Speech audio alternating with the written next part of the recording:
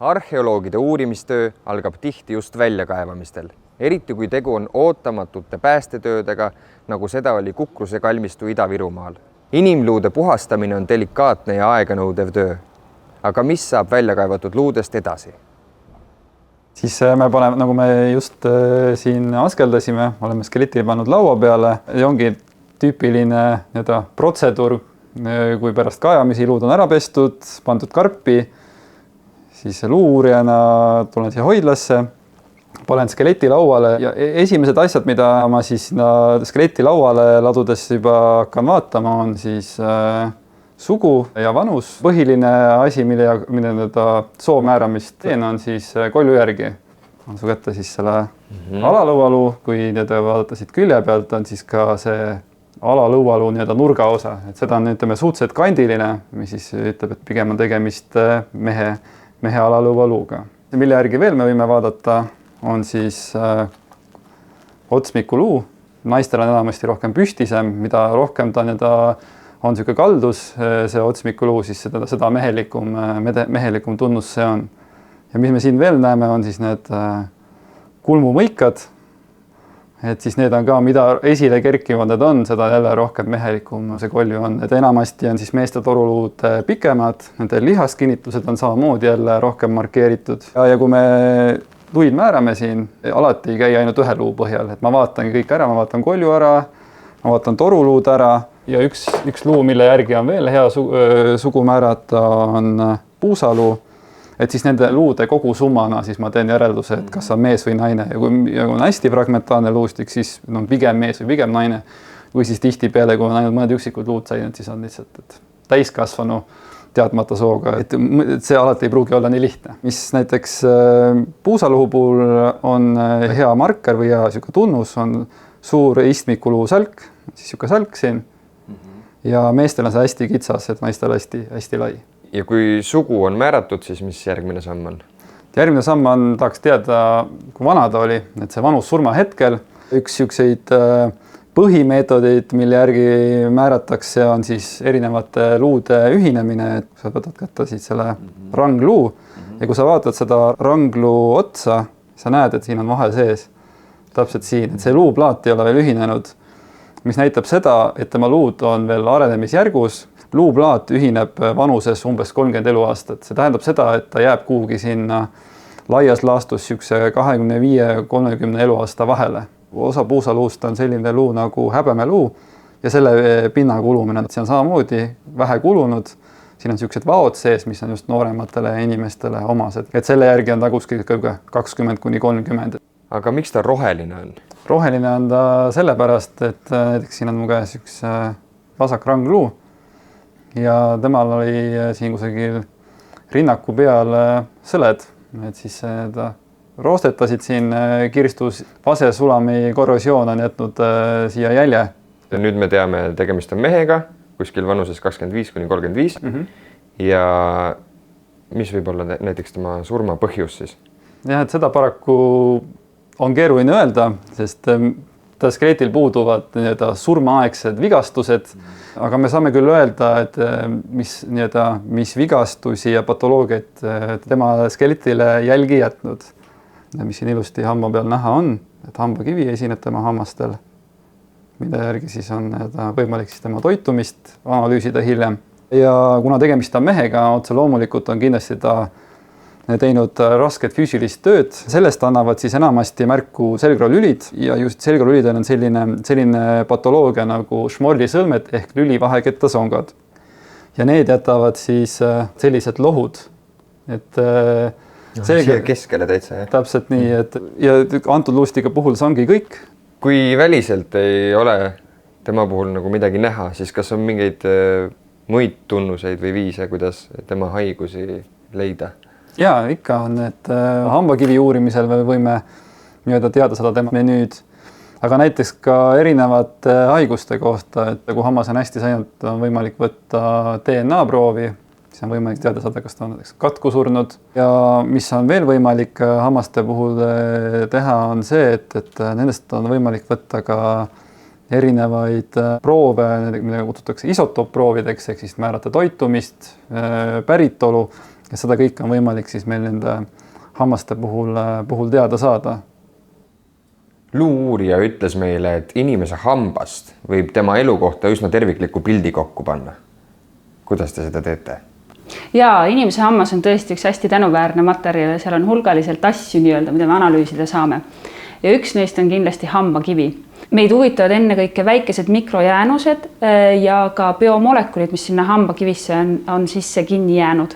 Ja nende kaudu me siis saamegi teada, mida ta sõi, mida ta sisse hingas, kas siis oma töö tegemise käigus või näiteks kui ta ka hambaid kasutas mõnede töövõtete tegemisel ja mis haigused temal siis ihus liikvel olid, sest et ka nendest jäävad hambakivisse väikesed patogeenid ja muud siuksed biomolekulid kinni. Iseenesest see proovi võtmine on hästi lihtne, see on lihtsalt hambakivi natukene kraabid maha hamba pealt 20 milligrammi. Järgnevad märkkeemia, igasugused pipeteerimised ja ekstraheerimised, ettevalmistused, see võtab paar päeva aega. Seejärel liigub see proov, mis on ette valmistatud massispektromeetri laborisse, kus me saame kätte siukse põneva piikide metsa, kus iga püsti olev siis piigikene näitab teatud proteiini või tegelikult proteiinifragmentide kogumit.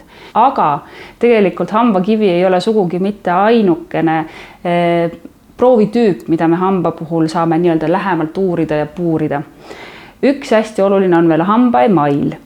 Hambaemail pakub arheoloogidele huvi ennekõike sellepärast, et see võimaldab meil tegelikult teada saada, kust kohast see inimene on pärit. Kuidas see täpsemalt käib? See on hästi lähedalt seotud geoloogiaga ja veel spetsiifilisemalt strontsiumi isotoopidega. Iga geoloogiline aluspinnase kiht on omase strontsiumi signaaliga ja kui me nüüd uurime ja me teame, mis on siin kohalik, näiteks kukruse puhul me teame, mis on kohalik strontsiumi signaal, mis on see strontsiumi väärtus selles piirkonnas ja võtame konkreetselt siis maha maetud inimeste hammastest saadud strontsiumi signaali, siis me saame võrrelda, kas need on ühesugused või erinevad. Kui nad väga palju erinevad, siis ilmselgelt see inimene on sündinud kusagil kaugemal ja maetud siis hoopis teise kohta kui tema sünnikoht. Ja kukruse puhul ja kukruse isanda puhul tegelikult me saame väga selgelt väita, et tema kodupiirkond ikkagi oli seal samas Kirde-Eesti kandis.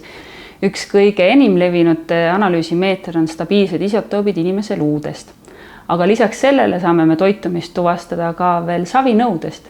Nimelt on savinõudes väga kenasti säilinud muistsed toidurasvad ehk lipiidid ja lipiidi analüüsi, mida me saame teha siis savinõusse ladestunud rasvamolekulidest. See on nagu kõige levinum meetod üleüldse, kuidas me toitumise kohta midagi teada saame. Konkreetselt kukruse isanda puhul võime me küll täiesti kindlalt väita, et see savinõu, mis temaga matusesse kaasa oli pandud, sisaldas kalasuppi.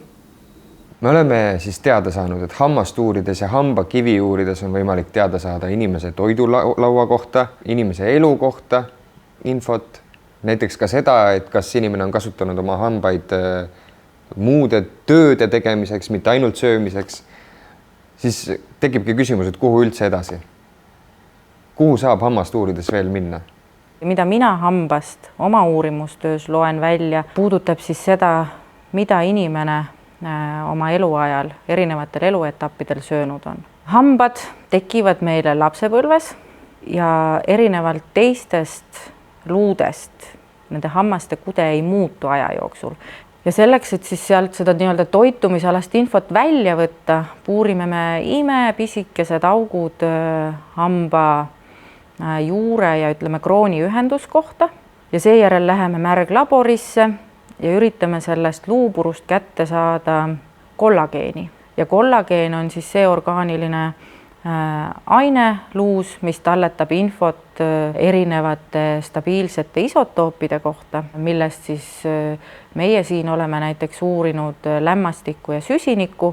Süsiniku puhul näiteks saame me teada seda, et kas inimene on söönud näiteks kalu või maismaa loomi. Lämmastiku isotoobid näitavad seda, et kus kohas see nii-öelda loomne valk toiduahelas on asetsenud. Ja kui kukruse isandast rääkida, siis ka seal me näeme, et sarnaselt teiste kukruse meestega on tema toidus olnud oluline roll kas siis lihal, mida võis ta siis saada koduloomadest, eks ju, sead, veised, kitsed, lambad, keda toona kasvatati. Tõenäoliselt on tema toidulaual olnud ka kala. Ja mis on kukruse isanda puhul ka selline huvitav, et tema nii-öelda selles toidubiograafias või toidu eluloos me näeme pisikest muutust siis aja jooksul.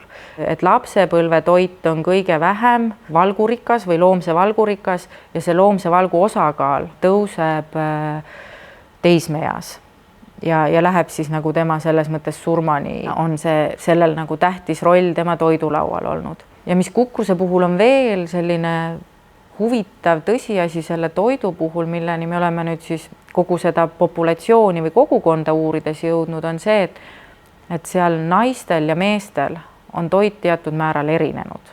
Laias laastus võib öelda, et mehed sõid kala ja liha ja naised olid siis, ütleme, piimasaaduste ja pudru peal rohkem. Me oleme ühte hammast uurides teada saanud, mida üks inimene oma eluajal sõi. Aga mida see üks hammas võib näidata geneetikule?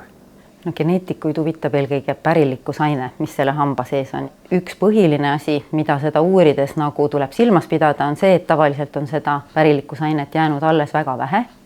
Ja see tähendab, et on suur saastamisoht, kuna geneetikud, kes seda kunagi elanud inimeselt uurivad, on ise ka inimesed ja on suur oht, et nende pärilikkusaine siis kipub harjutama selle kunagi elanud inimese DNA-d. Ja välja näeb see uurimine siis nii, et kui täna elavalt inimeselt läheb pärilikkusaine eraldamiseks vaja umbes 5 milliliitrit verd, siis meie lähtumegi sellest samast hambast, mis paljudel juhtudel on näidanud, et säilitab siis pärilikkusainet kõige paremini.